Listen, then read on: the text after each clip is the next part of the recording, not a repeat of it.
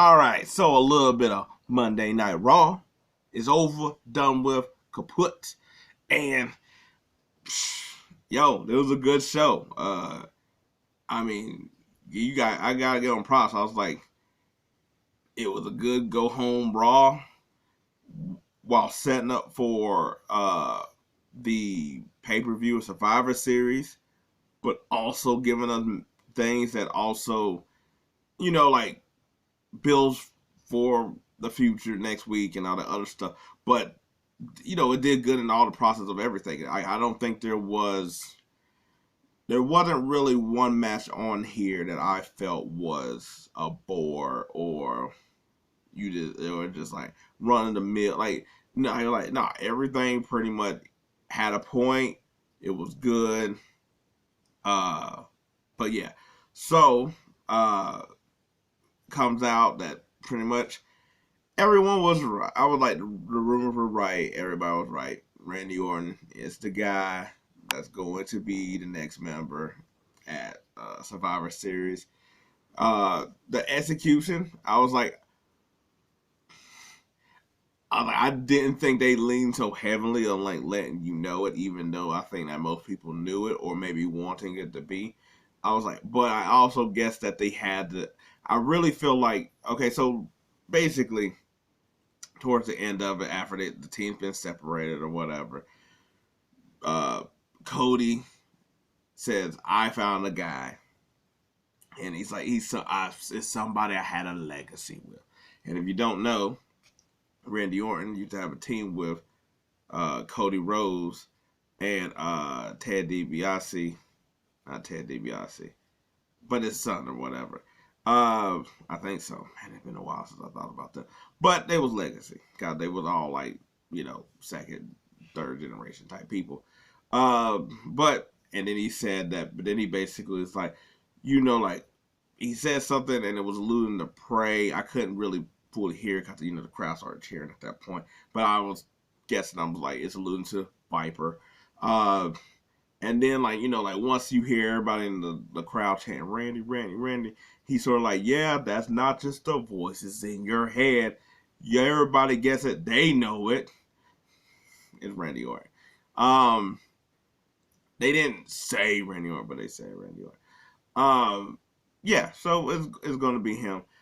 I really felt like the way they did this is really because they didn't want to have you think like, man, who could the fifth member be?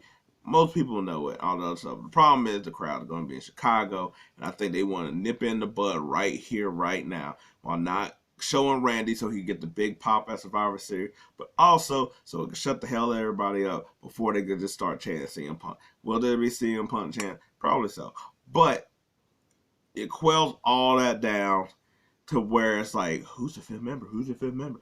And people are just chanting CM Punk throughout more or even higher. And then when it's Randy Orton, you get like a mixed crowd. I like, now granted, CM Punk after all this stuff at AEW and how it's a little different this time around with WWE, stuff is better to where they're not clamoring for CM Punk and all that. I'm just saying, like, things are different to where you probably wouldn't get the crazy, like how it used to be where like Vince and all of them would be saying something and people would say CM Punk constantly. You wasn't gonna get that, but you was going to get some people or enough where you probably could pick it up. And you still might at some point, but it won't be enough to really be worth a damn. But yeah, so that's going to be the fifth member. Not like I said, that was always the rumor, so it's not surprising. It would have been cooler if it would have just been, I guess, like drawn out, because there was like an earlier segment here where like they're trying to figure out who their fifth member is, and KO's like, I mean, Sammy's like, I got somebody I could try to call, because they were like, no, are they like SmackDown people aren't off limits? Sammy says that, and you're thinking, KO, duh. And Seth's like, oh, okay, I got some people I could try. Now, I was like, and Cody said he had somebody to try, and that's where you like, if you sort of knew you Randy Orton. Sammy, you would think KO, like I just said. I want to know who was Seth's radar, really, to be honest. Like who could or would that be that he can call up? That what I thought would have been intriguing. Like a little similar than I was like no different than like with Cody this week with Charlotte and being like and everybody being like you gonna have to call your person, you gonna have to do it. Everybody sort of figured it'll be Becky.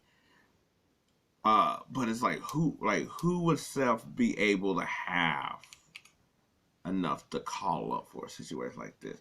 That's sort of where I went to. But anyway, so it'd be interesting to see, especially how long Randy been out for like over a year and the rust and all that other stuff to come right back into War Games.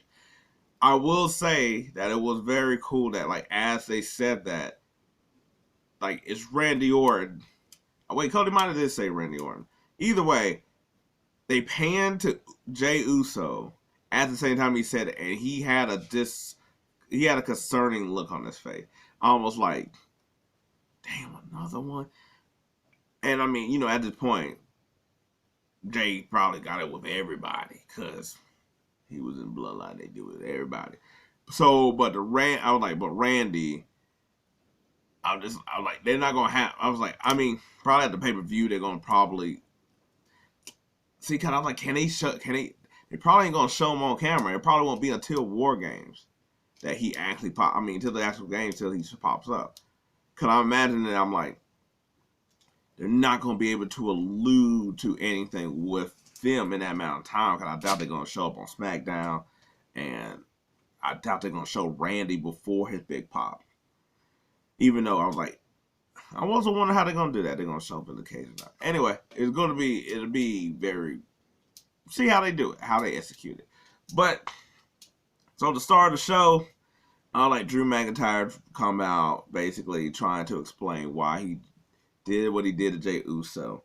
And in that, he's like, I'm not a part of Judgment Day. You people should know me. I've been the same person for all these years. And I was like, and then he's like, would I join Judgment Day? And everybody's like, sort of like mixed. He's like, man, y'all must not know me that well. But he basically saying like, Jay, for what you done over here, I ain't gonna forget you. I'm gonna just beat your ass constantly. I see you. It's on sight all the time, every day. But then Jay comes out, and then they sort of exchange words, which is really they exchange some yeets.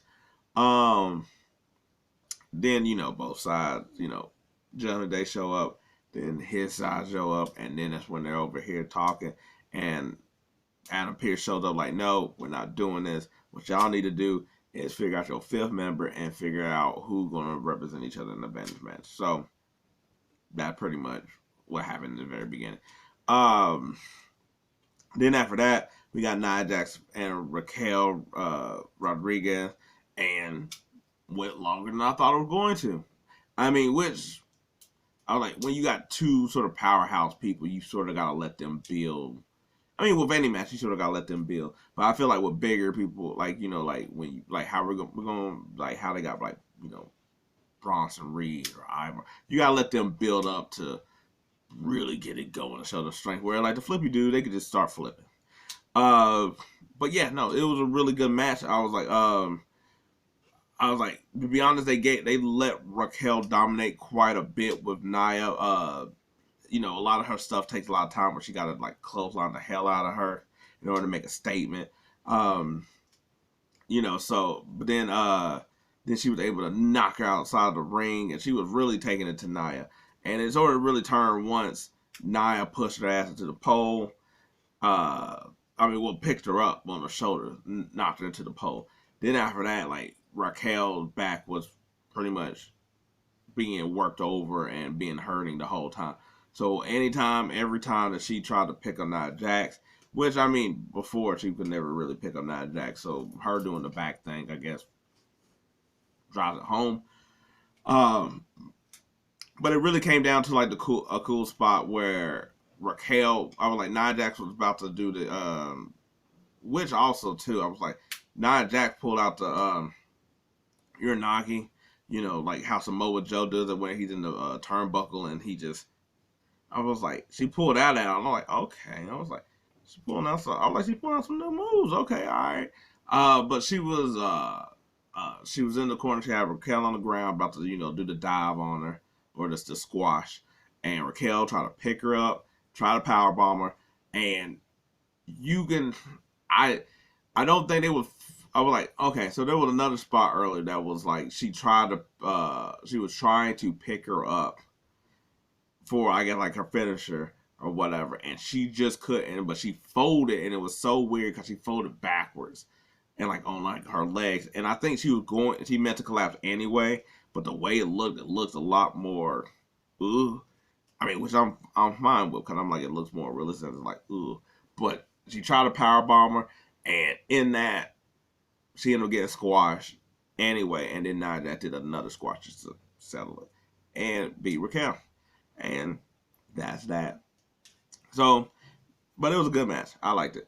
Then you had JD in the back, and Priest is over here, talking about, I should be the one to represent. Y'all think I should represent? That's pretty good. And Drew being like, or me. And guess what? It's going to be me, kind of thing. And Priest being like, no. And then after a while, Drew not backing down. He's like, fine, you show your worth. And he's like, that's a good leader. And then he just moves on. Then we get Becky Lynch versus Xia Li. And I was like, and then we got they cut to Jey Uso saying that he wants to do it. Cut of family stuff. I got family stuff. Seth doesn't seem to. I feel like Seth's just like, fine. Cause Seth trying to be like, I'm the one that can do it because I've been beaten. And I'm like, come on, man, you've been doing the whole back. I get it. But nobody didn't bring it up. They're like, come on, man, we need you 100%. You got your back. Nobody didn't say that. But anyway, Jay got the pick, and then when everybody's like, I got a person. So we go back to Becky Lynch and Xia Li, and Xia Li is also supposed to fight Lakiri, I think that's her name, the NXT champ that beat Becky not too long ago, and she was at ringside, and we got Becky versus Xia Li, which I don't understand and didn't like her effects for her entrance. I thought it was fine how it was before, where she just comes out and she's just yelling, cool, whatever, that's part of her whole thing. They added some like goofy ass lightning. And normally I don't mind their little 3D stuff, or I don't trip on it like most people do. This shit look goofy. It looked weird. I was like, it was off. It didn't seem like, it was just weird for what she does. I didn't see it was necessary. I don't know what lightning has to do with her thing either. Like, I don't know who that would be necessarily like good for, but yeah, it looks like somebody when they learns effects. Like, not that the effects was bad, that it just looks like when you want to be cool when you put unnecessary effects on you. Anyway, so once again, this is another, I was like, a really good match. Went quite long. I was like, they gave Xia Li a whole run of doing her thing. I was like, and she and Becky Lynch was really trading blows. Like, it wasn't, I mean, of course, like, each one had like their moment of offense. But it was Becky Lynch really putting over that Xia Li was over here beating her ass as much as Becky would like to do that, vice versa. I was trying to figure out if they were going to have it be a clean finish, or was Xia Li just going to beat Becky up so much and get like a DQ. I also wondered too, that I was like, I don't think it changed, but it sort of, Xia Li hit her move, which been knocking everybody out with the kick. Becky Lynch gets stuck on the ropes. Meant to fly through, but she got stuck up on the ropes, and Xia Li pushed her out, and they were saying how that was like a bad mistake. So she's out there probably getting count out. Xia Li had to throw her back in the ring, and after that, I was like, while Becky was wonky, I was like, she was able to fight back a lot against Xia Li. But they made it a point of saying that was Becky Lynch sort of saved herself by doing that, and sort of, like they sort of made I was like, to me, the botch work in favor of Becky Lynch, and Becky just pinned Xia Li, like, pretty much. I think, yeah, doing the back slam on her, because I was like, she tried to do the arm bar, but Xia Li was picking her up, throwing her, and doing moves and stuff. Uh, it felt like she sort of did like a reverse F5. But yeah, no, Becky got the win, and it it's one of them times that I felt like they booked themselves in the corner with Becky Lynch can't lose before War Games. Because otherwise, I think she might have lost to put Xia Li over. But she can't lose before War Game. Also, you want Xia Li to. She lost to Becky Lynch, but she faces the NXT champ, who the NXT champ beat Becky Lynch. So, safe to say that Xia Li's going to lose on NXT. I mean, because then you have her win, and now she gets a title shot versus the champion. Kind of seemed a little complex in there. But also props of building up Xia Li in that amount of time, of about a month, to be a threat like that at the same time. It just be, what do you sort of kind of do from here? That kind of thing. But after that, I was like, after Becky Lynch wins, I was like, Damage Control comes out, and then you're thinking like, oh no, they're going to run up on them.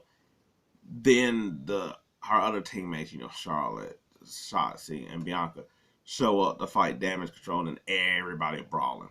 Everybody fighting on the side of the ring. Then, they got to get security guards out. I was like, Charlotte, Io jumping off the top rope, moonsaulting. Yeah, so it was just crazy, which is funny because, they're all on SmackDown people, except for Becky, but I was like, Damage Control shows up, but then the three babyface also show up in the same area, almost like it was planned. But yeah, no, it was all good fun. Also, they also said that the Ruffles is allowing us, I guess, or the WWE Universe or whatever, to pick who has the advantage in their match, which I think is sort of like some weak sauce, considering the fact that the men got the match for it while the women don't. And I'm like, they're going to pre-tape the SmackDown, so why don't they just do that match Friday? And and it's the same thing. Anyway, so from one match to another, we got Gargano versus Ludwig Kaiser. He told Vinci to stay in the back, so foreshadow. Gargano's already in the ring. And it was a hella good match. This match really seemed like an NXT match. I was like, I mean, of course, they're both from NXT and stuff, but it was sort of the match I felt needed for Gargano. And in a way, sort of like how when Ludwig Kaiser also fought Ciampa like 2 weeks ago. I was like, Kaiser's a really good wrestler. And I was like, he had a lot of unorthodox moves. Like you can't really, like, how like, there's some people that set up where you're like, oh, they're going to do this. They're about to do this. They're about to do this kind of thing. Even if they like miss it for the spot, that's coming. Ludwig Kaiser sometimes be doing things that I'm like, I didn't see that one coming. Okay, didn't see that one coming. Like there's a part where Gargano, where like instead of a Heart of Karana, he just sort of flipped him and then like, like Big E's move like on him, kind of thing. But I was like, they're hitting each other hard as hell, slapping the hell out of each other, NXT type stuff. Then Vinci comes out, Ludwig Kaiser gets distracted, Gargano basically hits him with his DDT and gets the win. A much needed win, to be honest. And I was like, a match that I felt like, yeah, like I said, Gargano needed for people to realize like who he is and stuff like that. And I was like, it didn't feel like I wasn't watching when original DIY came around. I just remember hearing about him and seeing a little like clips and stuff. But whatever this version is now, I know it's not that compared to what. No. And I was like, but the single matches have been pretty good. Or whatever. I wish their story would still been like grinding, cause they sort of alluded that on the thing, but they're just like cheery. I don't know. But anyway, like I said, really good match. Then Piper and Chelsea's in the back talking to Adam Pearce, talking about title and stuff. Then you just get like Natalia and Tegan. Then you get Kaden Carter and Katana. Then you get Maxine and Ivy. Then you get Indy and LeRae, and they're gonna do a fatal 4-way tag team type match. Then before we get to the match though, you had Zoe and Shayna. Zoe starts with Shayna Baszler just chilling in Judgment Day's little hangout area where Rhea and Dom come through. And Rhea's like, man, like, what the hell y'all doing here? Y'all need to get up out of here. And Zoe's like, but this place is cool. We just wanted to check it out. We want to see how it looked. But look at this. I was able to invade your spot because you're not worried about me. You know, that whole thing. And then that just sort of blew off. Anyway, so we get the fatal 4-way tag team women match and fun match. Also props and of everything for technically, I was like, at the same time that Xia Li was being built up, I was like, Indy has been built up. She's had a couple, like at least two matches. I was like, LeRae, I think she had one. Tegan has had like four or five. I was like, Ivy showed out herself in the Battle Royale. So did Maxine. But Maxine also been around with the Alpha Academy. Kaden Carter and Katana, they haven't really been around to show off as much, to be honest. But I think due to the NXT stuff, and I was like, Katana from like the Royal Rumble and stuff. So, but you had a lot of these women who have gotten a little bit over to where the crowd was like over here, like really digging the match. I was like, Kaden Carter and Katana, I was like, at some point they need to be tag team champion, because I was like, they got all the tag team moves. They're fun to watch. They're over here doing acrobatic stuff all the time. And I was like, all their moves, and their moves are pretty much really unique and cool too. I think outside of them and their stuff, I think Maxine, and I was like, Ivy, I was like, she looked like she'll be a player. But Maxine, who they sort of been building up from being like this like diva type of person to an actual wrestler, I was like, was really getting with the crowd, doing a lot of Otis and Gable moves and stuff like that, like showing off that she's really been working out with them and really getting over to where you thought that they could win it. Who ended up winning it was Tegan and Natalia, and I really feel like that's kind of Natalia. And I mean, Tegan and Natalia been having beef with Piper and them and Chelsea forever, so of course they're gonna get the win. But I wouldn't have that's not who I would have wanted to pick. I sort of gave you my two. I'd have probably I wouldn't have been mad at Indy and LeRae either. Especially because they're, the dudes of like not their team, but not their team, sort of doing something with DIY. So it would just be like, that whole faction, I guess. But to me, I was like, Kaden or Katana would have been good. But I think it would have been more interesting to see Maxine and Ivy because they're like new, but it would have been like fresh new faces, seeing what they could do. Can they really do anything? They're sort of technically rookies here kind of thing. I think that would have been a more interesting choice, but we're going to sort of still build over whatever we did. But it was still a good match nonetheless. So then we get Miz and Gunther. And I think this is the first time that Gunther really got to be a heel. Like, he's been like a heel bad guy. I was like, this is the first time he's like a bad guy with him being a heel. He's been a heel because he's been dominant and he's been winning and stuff like that. But really, to be honest, I was like, this is the first time he in a promo where he's like actually attacking Miz, being like, you ain't nothing, you a loser, you sorry, you a weirdo, you just like all these people out here being a weirdo. And that's pretty much what he was selling himself on. Basically, once he started attacking the crowd and being like, nah, sometimes you need to be bullied kind of thing. And I think that's where it was like everybody can start being on like mid-side for real. And they started chanting USA, and I thought that was weird. I'm not gonna lie. Like, I don't know what that had to do with it. It really just sounded like, oh, y'all hate Foreigner. That's what it really sounds like at this point. But even Gunther was able to turn around. He was like, those 3 letters don't mean nothing to me, kind of thing. Anyway, so Gunther trying to bully him into the ropes. Miz looked like he was about to like take a ball and go home, but then he started trying to hit Gunther, and Gunther like, you can't do nothing with me, and basically started having him in the choke. Miz low blows him, and then he just skull crush finale to Gunther, and we'll see how that match goes on Sunday. We probably know how that's gonna go. Then after that, you go to the back, and all you're like seeing the out like, what the hell's going on? And all the men are in the back, being like, yo, we see what you did with the women. I was like, what about the tag team out on this side? And he's like, hey, there's gonna be a tag team gauntlet match. How about that? Everybody go get their shot. They're like, yeah. And they try to do the whole like Akira, that's nasty. I love it. And then he needed to talk to Nick, because I'm pretty sure he needed to do the SmackDown tag team part of it SOL. And Nick was like, I'm already here. Creepy.